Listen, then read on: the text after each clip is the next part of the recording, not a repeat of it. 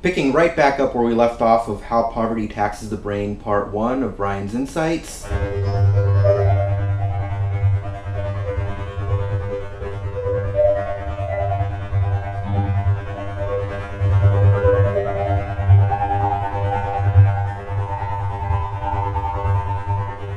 If you haven't checked out Part 1, I strongly recommend you go and check that out right now, because otherwise this video won't make any sense. So I'm picking up exactly where I left off, just so you know. This explains, for example, why poor people who aren't good with money might also struggle to be good parents. The two problems aren't unconnected. It's the same bandwidth, says Princeton's Eldar Shafir, one of the authors of the study alongside detriMENTAL. Anyway, there's a lot of strange names in here. I'm gonna end up twisting my tongue for 5 minutes in front of the camera trying to pronounce them all. But anyway, sorry guys.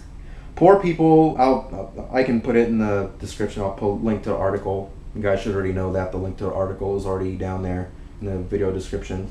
Poor people live in a constant state of scarcity, and in this case, scarce mental bandwidth, a debilitating environment that Shafir and Mole something described in a book to be published next week.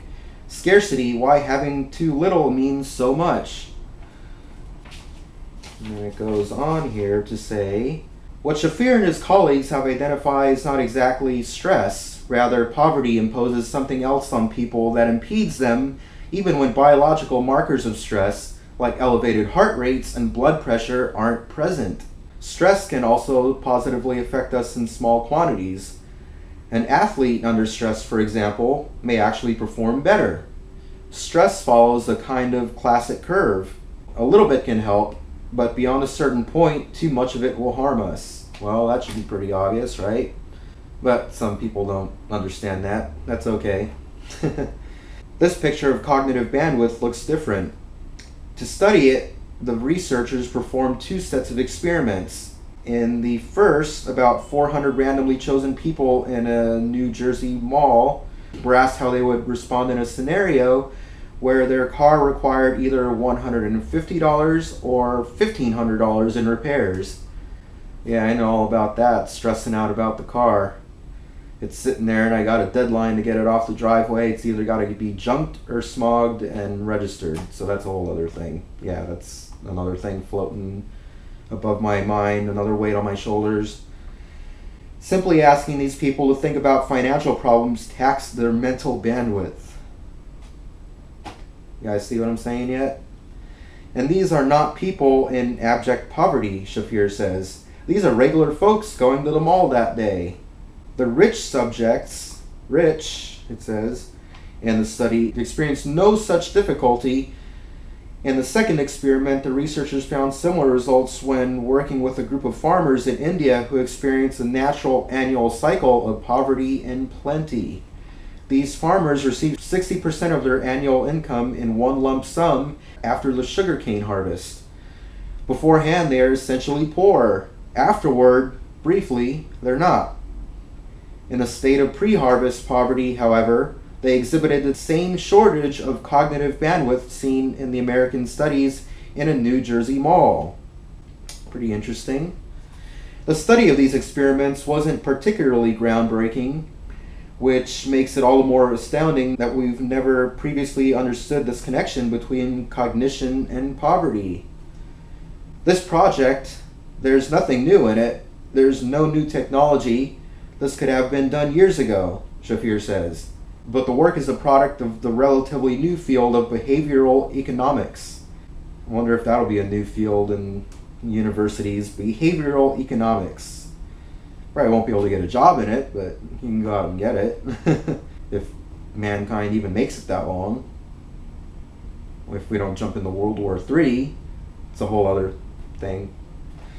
Previously, cognitive psychologists seldom studied the differences between different socioeconomic problems. A brain is a brain, a head is a head, Shafir says. Meanwhile, other psychology and economics fields were studying different populations but not cognition. Now that all of these perspectives have come together, the implications for how we think about poverty and design programs for people impacted by it are enormous. Yeah, to say the least. You guys, you understand the implications of all this that I'm reading about, right? It literally cripples the mind. This whole monetary system that we got here that we're forced to live upon and depend on, it's, first of all, it's all rigged. All the money's floating to the top 1%, and the rest of us aren't being given an equal chance. So it's really unfair. We're being punished for something that's not even our fault. Really. We go out there, we try and we try and we try and we try, and we get nowhere, or it's never enough. You gotta live together in group housing situations full of like 20 people renting out one house just to be able to have to afford a roof over your head in your own place. But anyway, solutions that make financial life easier for poor people don't simply change their financial prospects. When a poor person receives a regular direct deposited paycheck every Friday, that does more than simply relieve the worry over when money will come in next. When we do that, we liberate some bandwidth, Shafir says. Policymakers tend to evaluate the success of financial programs aimed at the poor by measuring how they do financially. The interesting thing about this perspective is that it says if I make your financial life easier, if I give you more bandwidth, what I really ought to look at is how you're doing in your life. You might be doing better parenting. You might be adhering to your medication better. The limited bandwidth created by poverty directly impacts the cognitive control and fluid intelligence that we need for all kinds of everyday tasks. Yeah, like going and starting some eggs on the stove and running out and starting to wash the cars while burning the eggs. And by the way, you guys can say what you want about me, that I'm retarded, whatever, even though it's, think what you will. Live in my situation first and then judge. That's all I've got to say. When your bandwidth is loaded, in the case of the poor, Shafir says, you're just more likely to not notice things. You're more likely to not resist things that you ought to resist. You're more likely to forget things. You're going to have less patience. Yeah, I understand that. I've been there. Less attention to devote to your children. Yeah, if I even had kids, if I can even, get a girlfriend. So the implications are, as I once again say, enormous.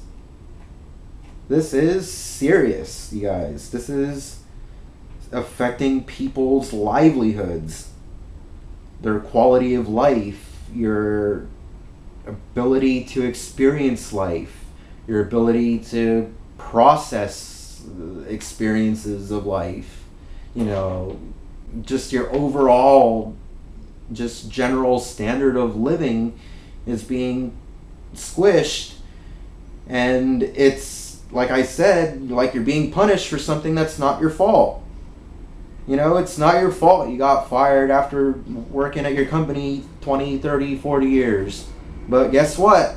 Reality slaps you in the face with the way things are going, and you're just caught in this rut, and you're losing your house, and you're having to move into your car and go to food banks when you used to shop at all the upscale grocery stores, and now you're going to get handouts, sitting in the bread line.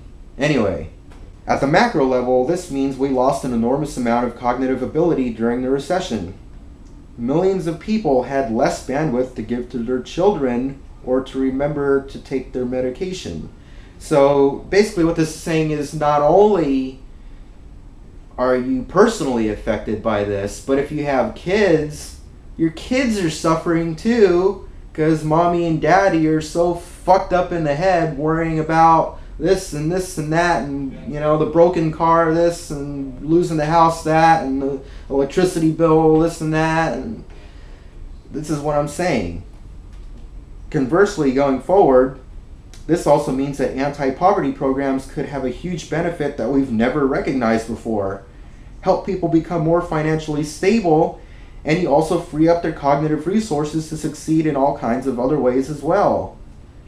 like giving me this room here to film in. Instead of being cramped in my little car or in the dining room, I'm able to flourish and bloom with creativity, just busting out in every direction. And I'm just, making this video very interesting for you and ranting, going off on little tangents because I'm not sitting in this little car for an hour. They try to get you in and try to get you to work or whatever, or pay some money up front for some kind of thing. But you guys, some of you guys still don't get it. I hope this video clarifies for some of you guys who need to understand more about my personal situation before judging and criticizing me. So it goes on to say, it's almost done here. For all the value in this finding, it's easy to imagine how proponents of hackneyed arguments, I think I said that right, about poverty might twist the fundamental relationship between cause and effect here. If living in poverty is the equivalent of losing 13 points in IQ, doesn't that mean that people with lower IQs wind up in poverty? We've definitely worried about that, Shafir says. Science, though, is coalescing around the opposite explanation. All the data shows it isn't about poor people, it's about people who happen to be in poverty. All the data suggests it is not the person, it's the context they're inhabiting. And that concludes this article. So with that being said, I hope my point has been made. This has been a very long video. Don't forget to check out my other videos, subscribe to my channel, and yeah, stay tuned for the next episodes I'm going to be filming in a minute. Go check them out. That way. No, that way. Whichever direction they're in, go check them out. Adios.